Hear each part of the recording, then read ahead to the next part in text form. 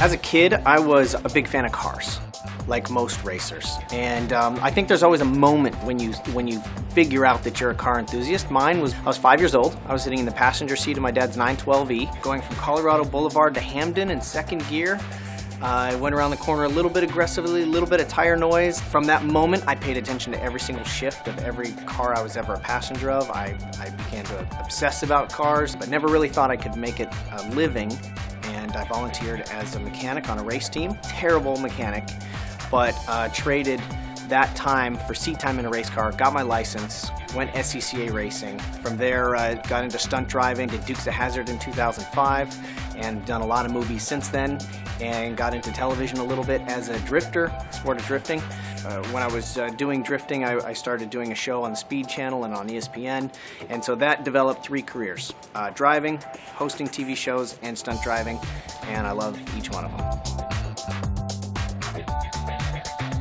In my career, I've really focused on doing things that keep the fun in driving. Whether it's Top Gear, which is a show that's basically about having fun with cars, whether it's Rallycross, which is a sport which I think looks like a video game and looks like about the most fun thing you can do with a car, or just in social media and stuff like that, everything that I usually like to talk about is keeping driving fun. I still love driving. I just love, I make downshift noises when I am pushing a grocery cart going from aisle to aisle. And I'm just into it. I love rally racing. When I was a kid, and I was never a motorsports fan. I never really followed IndyCar or NASCAR or anything like that. I just wanted to see what the job was. What was a driver going through to do the job? And with rally racing, I remember seeing a Colin McRae video in the early 90s, and you could see the front tires turning and spinning, and it's so dynamic, you can see what the job is. You can see exactly what the driver is going through to get the job done. I was lucky enough for 8 years to race rally through the forest, and you have a co-driver there telling you notes on exactly how sharp every single corner is, and it is scary, dangerous, it's so committed, and it's spectacular. The nice thing about the US Top Gear is they never tried to slot us into individual roles. So we get to just be ourselves. We're competitive. I'm competitive, obviously, from a racing background. Rutledge is goofy and always afraid to push the gas pedal, and Adam crashes just about everything he gets his hands on in real life, so why fake it? When we did the Hot Wheels jump at the Indy 500, I was like, yeah, it sounds good. We'll go down the road, see how it goes. And then they showed this engineering diagram of this ramp, the landing ramp, and then a little piece of lint in the middle, which was the truck in the air. It's a daunting, scary thing.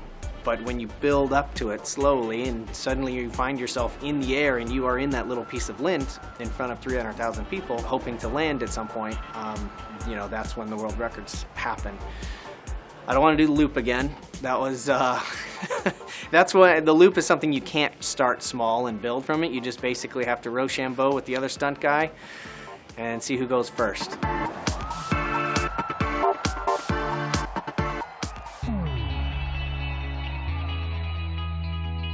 Every single turn of every single track that you've ever driven in either Motorsport 5 or in Horizon 2, it's mind-boggling. The amount of detail that goes in. There's literally a sculptor that comes in to shape a statue in the virtual world that is in reality in Prague, and that's just one of the statues that you blaze by on a racetrack. And you apply that to just being able to drive off on Horizon 2 off into a world and decide where you want to go, and it is absolutely difficult. It's impossible to comprehend.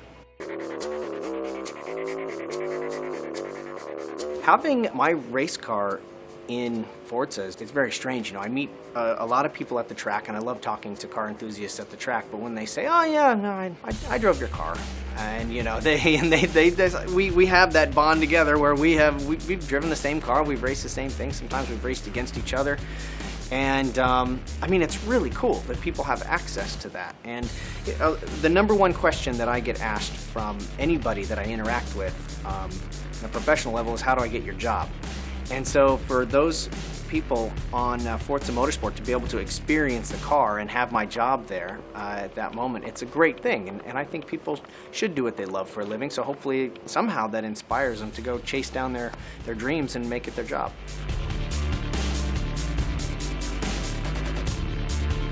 The Beetle I'm racing this weekend, it is a 1.6 liter, 540 horsepower, all-wheel drive Beetle that goes 0 to 60 in 2 seconds flat. It is a monster. You don't hear that about the Beetle very often, but it is a vicious little Beetle. They are so wickedly quick and so awesome. I wish I could just take every single person in the bleachers for just one lap, and they would be absolutely hooked for life. Drive the Rockstar Energy Drink Rallycross Beetle in Forza Horizon 2 and download the Rockstar Car Pack today.